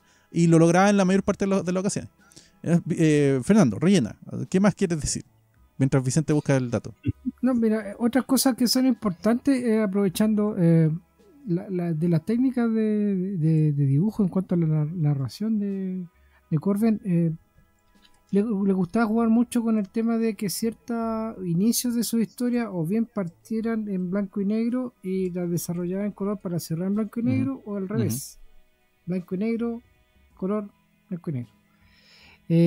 Y el hecho de crear, darle volumen a sus trabajos, el tema de muy al detalle, muy fino en cuanto a iluminación que le daba a las figuras, a los personajes, para darle más tensión narrativa, en particular a sus relatos de terror que se pueden apreciar. De hecho, hay un tomo completo de Creepy de Richard Corben que está en español. ¿Sí? ¿No es cierto, Vicente? Sí, hay varios. No, sí, de hecho hay varios. Estas Sombras de la Tumba. Relatos, pero... Sí. Bueno, estas Sombras de la Tumba está... me parece que está el Richard Corben Creepy presenta, y hay uno más que te trae los relatos de Edgar Allan Poe. Él hizo La caída de la casa Usher, él hizo El corazón del Ator, él me parece que Las aventuras de Arthur Gordon Pym. Él ha hecho una serie de historias cortas sobre el mundo de Poe, que el trabajo de él, al ser tan caricaturesco en cuanto a sus expresiones, logra, ¿cachai?, fascinarte dentro de esto. Y que de hecho él mismo lo dice en la entrevista en el Salón del Cómic de Barcelona, que él se fijaba en los detalles de la gente para poder exagerarlos. Claro, eran caricaturas. Tiene la nariz grande, la hago un poquito más grande. Le doy como esa característica para que él se pueda identificar caricaturescamente sin que lo ofenda. Eran delgados, los hago más delgados todavía. Claro, tiene brazos anchos, se lo exagera. Cintura delgada, bueno, le exageramos la cintura. No sé. Exagera, claro. Era como, las curvas de las mujeres tienen que ser curvas. Como bien dices tú, es como el principio de la caricatura, pero aplicada a un dibujo medio aterrador, de ese tipo. Sí, más titánico. Piensa que lo mismo pasa con La cosa del pantano. Cuando él dibuja la historia de La cosa del pantano que hace, tú ves a Alec Holland, a La cosa del pantano, convertido en un monstruo. Realmente es un monstruo que te llena la viñeta, la página, gigantesca, mientras los seres humanos se ven ínfimos al lado de él, porque es un monstruo, es algo que es una pesadilla, es algo que no es real, algo que está más allá de cualquier concepto, pero que aún así es palpable, es visible y viene por ti. Hay unos dibujos también del Hombre Cosa de Richard Corben, si no me equivoco, Fernando, ¿no? Hay unas portadas, parece, y también hace como lo mismo. De Howard el Pato. Él era su estilo, era su forma. De hecho, hay un Batman de Richard Corben, que es el Batman que sale en Black and White. Sí, de hecho sí. Sí. Es una historia corta. Y es porque a él le gustaban estos personajes. Amaba crear cosas que estaban más allá de la realidad. Él lo decía, no tiene por qué ser igual. No tiene por qué verse, sentirse, olerse igual. Perfectamente puede ser otra cosa. Y siempre con humor, ojo, porque él mismo contaba historias que de repente eran de terror y que terminaban en un chiste. Y terminaban en un chiste donde de nuevo se volvía a torcer la historia, volvíamos al principio, o te encontrabas con otra, ¿cómo se llama? Otro elemento detrás de eso.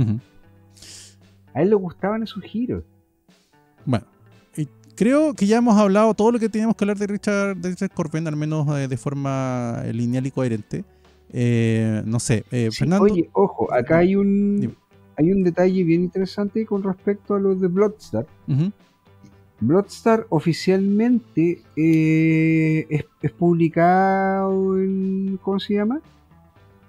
Es publicado en una revista, pero originalmente Bloodstar se hizo para un libro.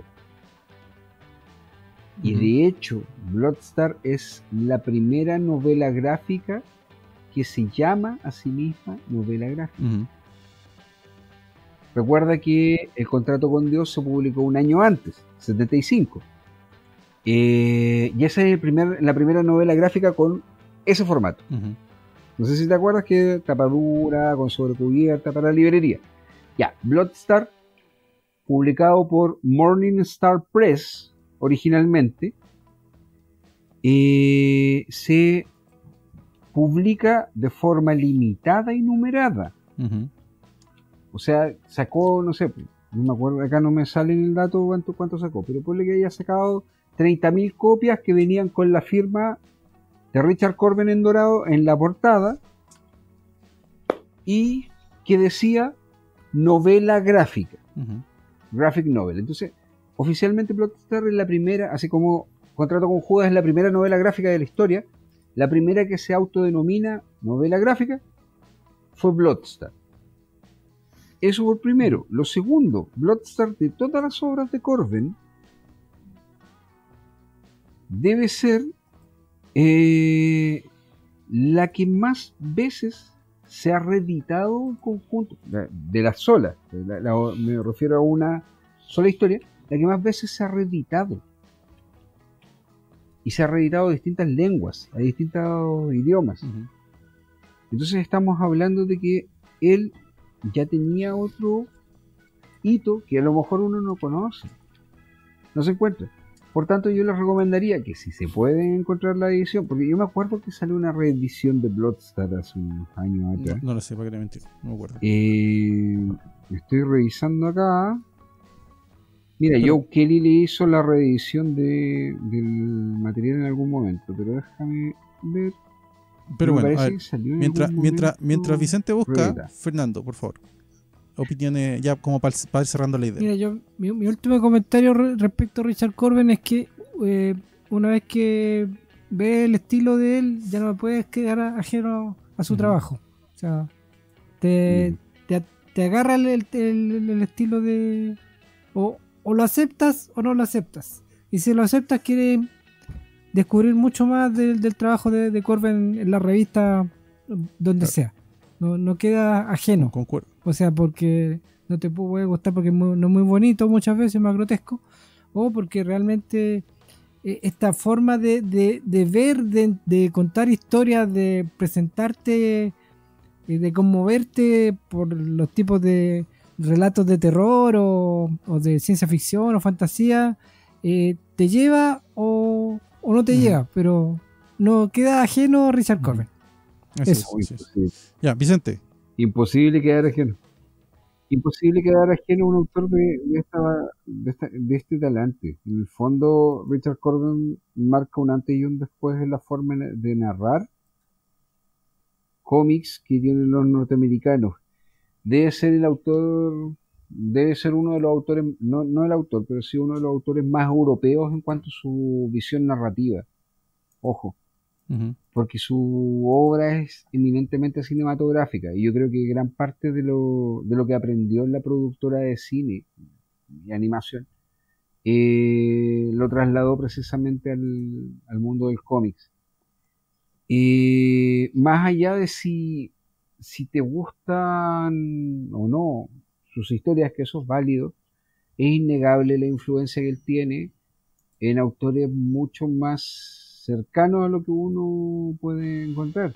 Los dibujantes de cómics en general, sobre todo los que trabajan en el medio de los superhéroes, le deben mucho a Richard Corben. Mucho, mucho. Pensar lo contrario es no entender la evolución del medio en los últimos 50 años. ¿Okay? Porque finalmente sus formas son titánicas, está a otro nivel. Él te muestra reales estos héroes épicos. Indistintamente salgan desnudos o no, weón, que te da lo mismo, pero son héroes épicos, weón, gigantes, que están más allá de lo que Volúmenes. la cordura te puede decir. Volúmenes inhumanos. Más allá de la. Volúmenes inhumanos, Exactamente. mujeres. Es el Mujeres tema. Son turgentes, volúmenes ¿cachai? inhumanos. Ya, atractivos pero inhumanos. Bueno, como ya hemos comentado, como lo han dicho mis compañeros, yo creo que Corben es una piedra fundamental del cómic americano. Él es un autor 100% norteamericano, al igual que Wrightson, al igual que otros muchos autores. No por eso deja de tener influencia europea y al revés, él influye en europeos. Nosotros con Vicente, un comentario que creo que nos hicimos fue que probablemente conocimos a Corben dentro de estos compilatorios de los que ya hemos hablado más de una vez, que venían en la CIMOC, que venía la Creepy. La Creepy, mucha gente no lo sabe o no lo entiende, pero la Creepy dio vueltas en Chile mucho rato. Sobre todo lo que podría ser como el ambiente colegial chileno. Creepy dan vuelta por el colegio, por cursos. De repente la misma revista da vuelta el colegio entero, prestándose de mano en mano en una época en donde el acceso a ese tipo de cosas era corto y limitado. Y muchas veces derivaba de mi papá fue a Estados Unidos y me trajo esto. Ya, de verdad, era así. de revistas de saldos que de repente habían en librerías acá. Estamos hablando de la época en que las revisterías eran un lugar súper interesante para uno que estaba buscando cosas de contracultura o fuera de lo que podríamos decir el mainstream cultural, que eran personas que compraban revistas afuera de Chile, en Estados Unidos muchas veces, que ya eran saldos de saldo, que a ellos les costaban lucas y acá se vendían a 5 cada una. Era medio negocio. Pero esas tiendas de saldos de revistas yo les tengo mucho cariño todavía. De vez en cuando paso por una y veo si hay cosas dando vueltas. De repente hay cosas dando vueltas bien interesantes. Pero nada, de ahí yo creo que la mayoría de nosotros de esta edad conocimos parte del trabajo de Corben. Y lo mismo, como ya lo hemos comentado más de una vez cuando hemos hablado de la muerte de alguien, hay que homenajear al hombre viendo su obra, no tanto pensando en su muerte. Fue un hombre que tuvo una vida larga y extensa, fructífera y muy rica. Así que nada, eso. Este capítulo está dedicado a él, en todo lo que valga. Somos un podcast pequeño pero honrado, así que nada. Y si alguno de ustedes se ve inspirado a comprar algo, como ya les dije en su instante, yo me atrevería a decir que lo más fácil es el Hellboy de Corben, que está por ahí dando vuelta, no es difícil. No sé si en la tienda habrá alguna cosa más interesante, mi estimado. Macoma, mire, lo que pueden encontrar es Macoma, de Brian Azzarello de Hellblazer, el Macoma con otras historias de... Claro, pueden encontrar los grandes autores de Richard Corben. Curiosamente debemos tener algunas cosas de Joseph Twain, porque tú sabes que de repente aparecen. Y tenemos harto material de Richard Corben de la época de Creepy. Eso Así pueden encontrar por ahora. Lo más probable es que se empiece a reeditar el trabajo. Ya ese se lo está haciendo. Entonces, si van a sacar un mundo mutante, lo más con toda seguridad va a salir Den, sí, y va a salir Hijos del Mundo Mutante. ¿Ya? Es accesible, lo pueden ver. Y Rolf, claramente. Vamos a encontrar varias cosas más también. Hombre Lobo, que también hizo una historia de Hombre Lobo. Él es accesible, se puede encontrar. Vean la película, chicos. Vean la película Heavy Metal. Lo van a pasar bien. Y nada más que agregar, salvo darle las gracias a Richard Corben de habernos acompañado tantos años, güey. Y sobre todo a nuestra generación que prácticamente creció con el trabajo de él. Bueno, eso, chicos, nada, aquí va el homenaje a Corben. Esperamos que el capítulo les haya gustado. No se olviden de compartir, no se olviden de comentar. Sí, estamos atrasados en los comentarios, voy a tratar de ponerme al día. Y nada, les quiero dar las gracias a todos los que están escuchándonos todavía. Y nos estamos viendo en el próximo capítulo. Cuídense todos. Chau. Pórtense bien. Chau. Chao.